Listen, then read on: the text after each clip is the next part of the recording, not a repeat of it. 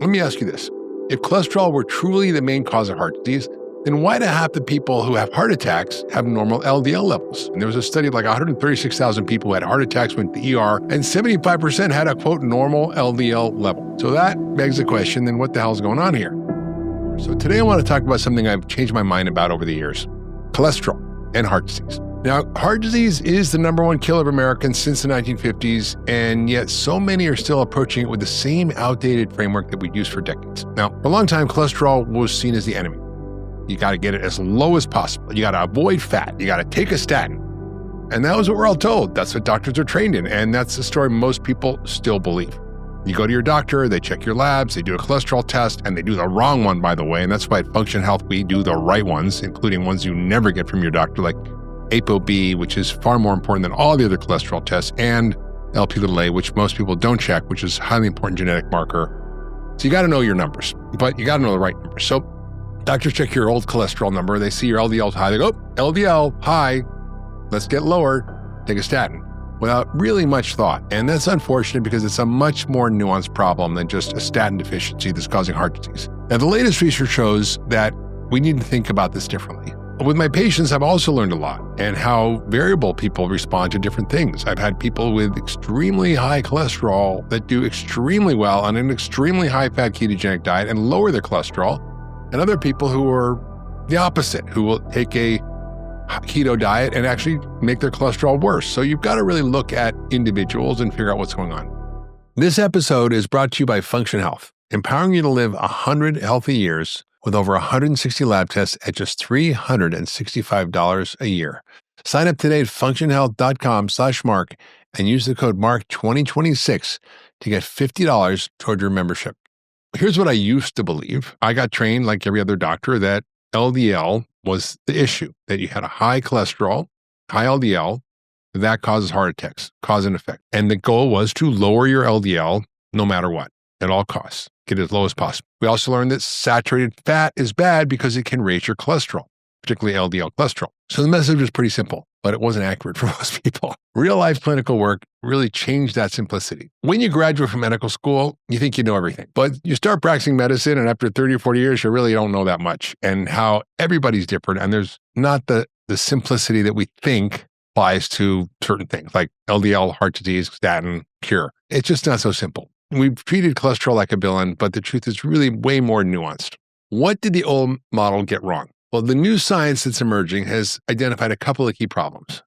The first is that total cholesterol is actually a poor predictor of heart disease. Up to 50% or even more in some of the studies of people who have heart attacks have a, quote, normal LDL level. The risk really comes from something that's not being tested by almost every doctor in the country. I mean, I asked Quest, who is our lab testing partner in Function Health, how many cholesterol tests use the right cholesterol test, which looks at the quality and the size and the number of your cholesterol particles, not just the weight of them, which is what you get with your normal cholesterol test, but the quality and the size, whether they're small or big, whether they're dense or not, and how many of those particles do you have.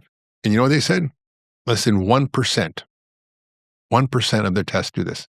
The second big aha that came actually since I graduated from medical school, probably in the late 1990s, maybe early 2000s, was the insight, particularly from Harvard and the scientist Paul Ritker, who wrote a very seminal paper in the New England Journal of Medicine that it was inflammation that was causing heart disease, not cholesterol. He even showed that if you had a high cholesterol and low inflammation, your risk was pretty low. But if you had a high cholesterol and a high inflammation, your risk was higher. Even if you had a high inflammation and a normal cholesterol, your risk was higher. So the inflammation is what's going on. So your arteries are inflamed, and that's what causes the cholesterol to get deposited. Cholesterol isn't bad. It's bad when it gets oxidized or turns rancid. When you look at data from Harvard, Cleveland Clinic, in these large meta-analysis, actually the CRP, this is another test your doctor's own check, and it's on the function panel. This high sensitivity C-reactive protein is important, maybe more important than LDL in predicting heart disease. Now, what is causing this inflammation? And this is what most people don't realize. Aside from a certain subset of the population who has a genetic cholesterol disorder, which is independent of your metabolic health, and who do get heart disease, and that's a very small number, maybe it's 10%. The real problem is what we call metabolic dysfunction. This means prediabetes, insulin resistance, anywhere along the spectrum where your body is not dealing with sugar and insulin very well because you're eating a high starch and sugar diet and you're not exercising or you have extra belly fat. I mean, you have a little bit of belly fat, you're starting to get this problem. And you get high insulin resistance, and that means your cells don't respond to insulin, so you need to make more and more and more to make it work. And that causes what we call atherogenic dyslipidemia. And that's a mouthful. But what it means is athero means plaque. So atherogenesis means plaque, atherosclerotic vascular disease, hardening the arteries, whatever you want to call it, clogs in your arteries from plaque, from cholesterol deposits. That is caused by these small, dense cholesterol particles. It's not the cholesterol itself. It's when you have insulin resistance, and that drives inflammation. What's really important to understand is that LDL is an LDL. There are different types of LDL. There's large, there's medium, and there's small sizes, and then there's the number of particles. So think about the weight of a cholesterol would be if you get your cholesterol number of 100 or one LDL 130. And that just means the weight of your cholesterol, but it doesn't tell you how many LDL particles that is made up of. It could be 1,000 small particles or it could be 100 large particles, but you don't know that unless you do the right test. And that's really, again, why we did function health. Now, we have to understand it's not just cholesterol as a simple problem. It's nuanced, and there's many different types of cholesterol. There's different sizes. There's different types of HDL and LDL, and so you have to really have a more nuanced understanding and what's causing it.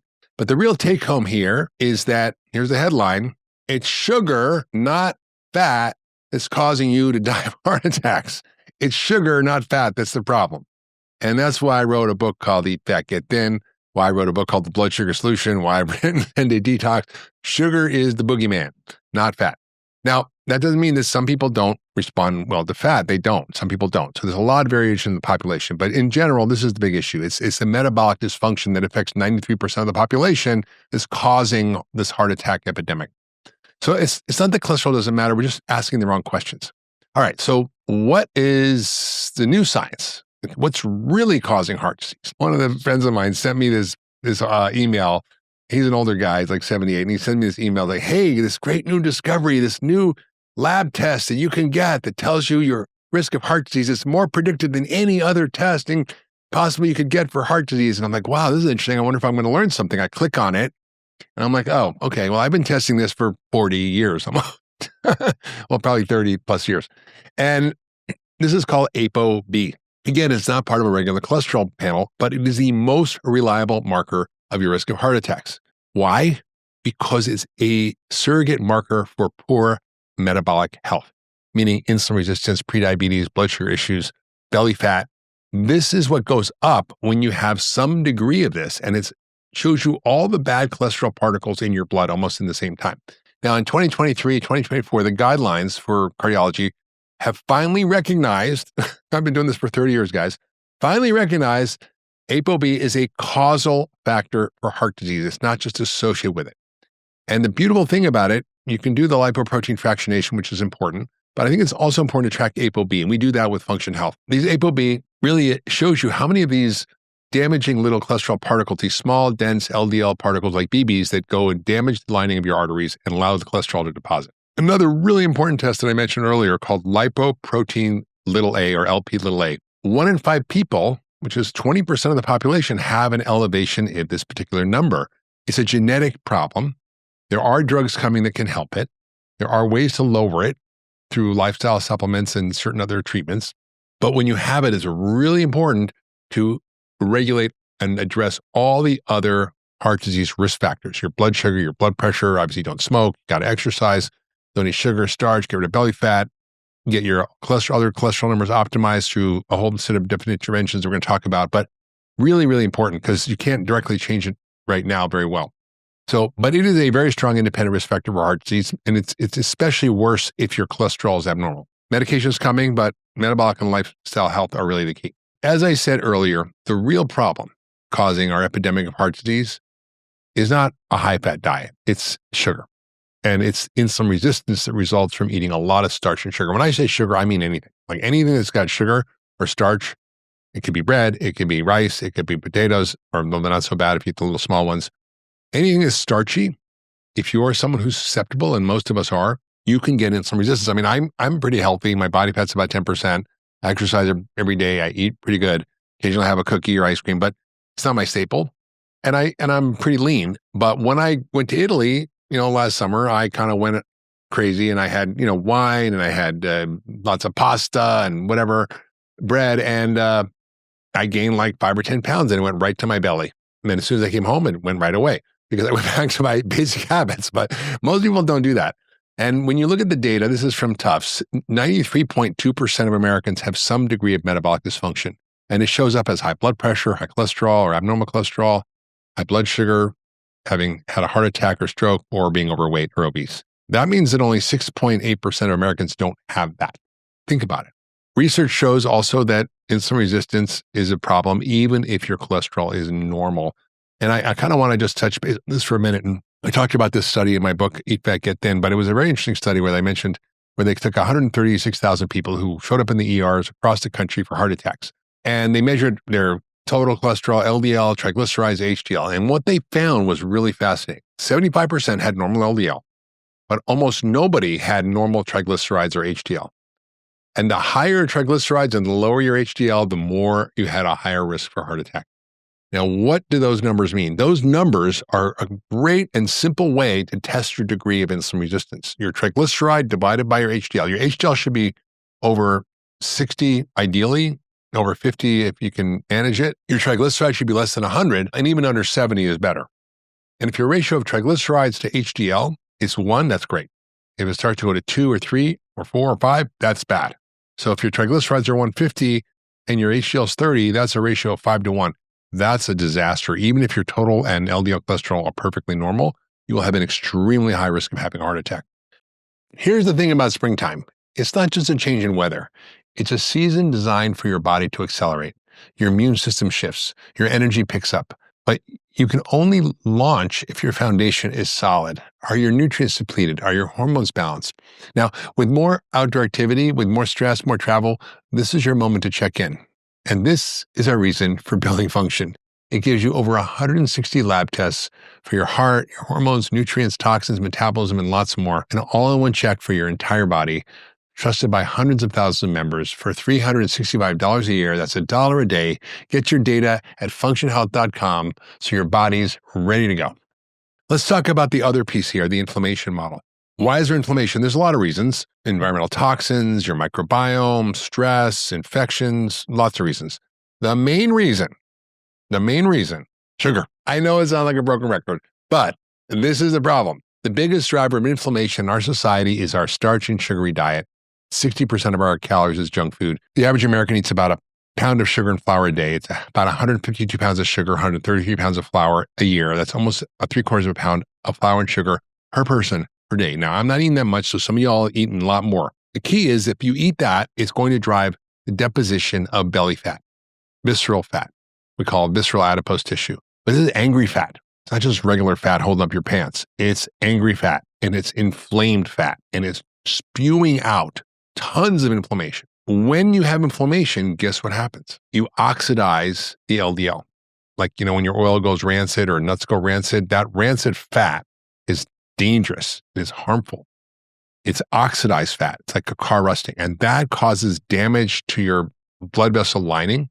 And that leads to the ability for the cholesterol to enter the arteries and form these plaques that end up causing heart attacks. There's a lot of other markers of inflammation that you can see. HSCRP, we talked about. Ferritin, something that can go up in certain people, particularly if you have severe insulin resistance. IL-1, which is a cytokine. Homocysteine also can be elevated. So a lot of clues you can get for inflammation. So just to reiterate a little bit on diet, there are people who are sensitive to saturated fat. And I want to just be clear that not everybody responds the same to the same diet. We're all different. On the whole, if you're overweight, if you have belly fat, you're more likely to do better on a high-fat diet than a low-fat diet. You're likely to do better on a low-sugar starch diet than a low-fat diet. Really important. And large studies have shown this. Large meta-analysis, the Pure study, Framingham data, show that dietary saturated fat is not the primary driver of heart disease. I think there was a study I reviewed in my book. There was like 72 different studies. There were randomized controlled trials, population studies. They looked at blood levels of fats. They looked at dietary intake. I mean, it was really quite an extensive study. And they could show no correlation at all with saturated fat. Trans fat, for sure, increase the risk. That's hydrogenated fat. and omega-3 fats lowered it a little bit, but saturated fat were neutral. Now, that doesn't mean for some people it's not a problem, but it's in general, that's the case. Now, as I mentioned, the thing that's far more dangerous is refined starches and sugar. So bottom line, think of sugar as a recreational drug. Okay, so what do I think now? I think now that heart disease is primarily, for most people, without these genetic lipid disorders, is primarily a metabolic, meaning blood sugar regulation and inflammatory disease first. Cholesterol is just a bystander in this whole process. And what matters most to check for you now is something called apolipoprotein B or ApoB, and what we call lipoprotein fractionation, which we do on Function Health Panel, and lipoprotein little a, which we do on the Function Health Panel, and HSCRP, which we do on the Function Health Panel, and measure of insulin resistance, which we check fasting insulin. Again, I asked the question, how many tests that you get from doctors around the country include insulin? It's like less than 1%. Never checked, almost never checked. It's probably the most important test for understanding your health and longevity. There's an even better test we offer through Function, which is an insulin resistance score, which uses newer technology to get a very predictive result that's better than even taking a glucose tolerance test. The other thing I mentioned, you want to look at triglyceride to HDL ratio. That's your triglycerides to HDL should be 1-to-1 or even less. And then there's a really easy test. It's the tape measure test. You basically get a tape measure and you measure around your fattest part of your belly. And if it's too much fat there and your waist isn't good, you're in trouble. And there are some benchmark numbers we can give you, but basically, if you got that in there. It's just, or you could use the mirror test. You don't even need a tape measure. Just jump in front of the mirror up and down. And if your stomach jiggles, you probably have this problem. Let's kind of reiterate. The things that make the most important are the quality of the diet you're eating, whole foods, low glycemic, anti-inflammatory, good fats, exercise, managing stress, getting enough sleep. All those things are critical. Those matter. What matters less than we thought is the total cholesterol, is your LDL alone. In the dietary fat intake is not as important as we thought. The cholesterol in your food is certainly not important. In 2015, the Dietary Guidelines Committee said, listen, guys, we got it wrong. They said, cholesterol is no longer a nutrient of concern, meaning eat your eggs. Don't worry about it. In functional medicine, we don't really treat the numbers. We treat the whole body. We treat the system. And the system that drives heart disease is your metabolic health. And people who have poor metabolic health have heart disease. Guys, there's always more studies coming out, but there's an amazing study in 2024 looking at metabolic cardiology, and they showed that metabolic syndrome, prediabetes, increased your heart disease risk by 4-fold. That's 400% independent of your LDL cholesterol. We're always focused on LDL cholesterol, but your doctors aren't checking your insulin. They're not checking your A1C. They're not checking your blood sugar. They're not looking at insulin resistance scores. They're not looking at your triglyceride to HDL ratio. They're not looking at HSCRP. They're not looking at all the things that matter. And again, that's why I co-founded Function Health, because people need to get access to their own biology and know their numbers and know their data, and they're not getting that from their doctors, sadly. Next thing I learned, which I think is really important, is that people think, if you're normal weight, you're fine. But there is a problem that we call TOFI, thin on the outside, fat on the inside. Or I like to call it skinny fat. You look skinny on the outside, but you're fat on the inside.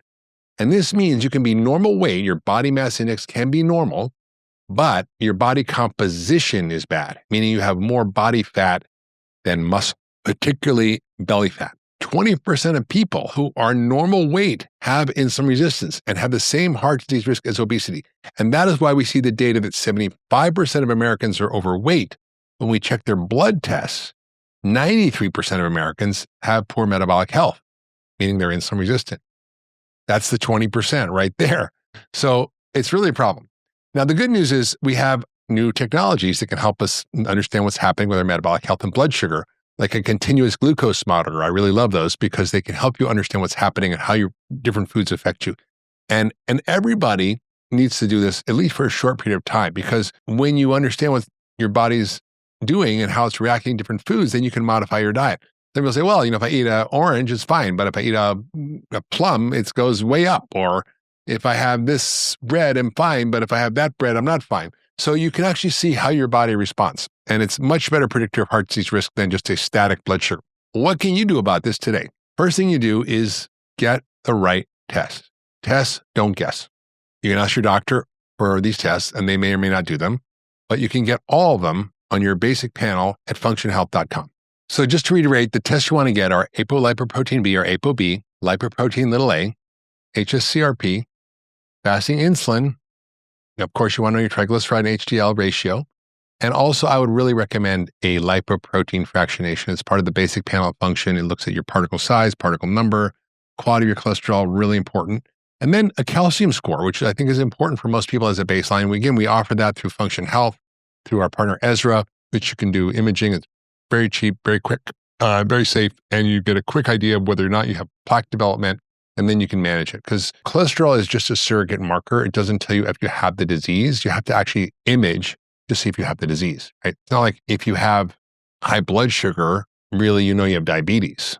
That's pretty black and white. If you have cholesterol, I've had people with the worst cholesterol profiles you could possibly imagine, and they have completely clean arteries. You have to actually image to figure out what's going on. When you test, you have to remember you want to track your trends over time, not just one point in time. And that's what's so beautiful about a Function membership. It's every year, $1 a day. You track your numbers over time. You get twice your testing and you see what's going on. And you can modify things. You can change things. You can adjust your diet, lifestyle, see what changes happen. And that really helps you manage things. So you got to really understand what you're doing in order to manage it. I think some investor dude said, what gets measured gets managed. So if you don't measure it, you can't manage it. The second thing you want to do is eat in a way that lowers inflammation and helps to correct insulin resistance. How do you do that? Cut out the biggest source of both, which is sugar and starch. Refined starches. Eat more whole foods. Eat more anti-inflammatory foods. Lots of colorful fruits and vegetables. Lots of omega-3 fats. Get rid of ultra-processed food. They're not even food. Food is defined as something that supports the health and development and growth of an organism.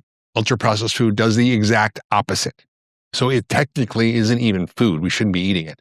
It looks like food, but it ain't food. Next, work on your lifestyle. Exercise, building muscle, really important. I was in the gym this morning for an hour. It was really painful. My trainer was crushing me, but I know it's helping me, and it helps to build muscle. It helps to lower ApoB, corrects insulin resistance. Your muscles become a better sync.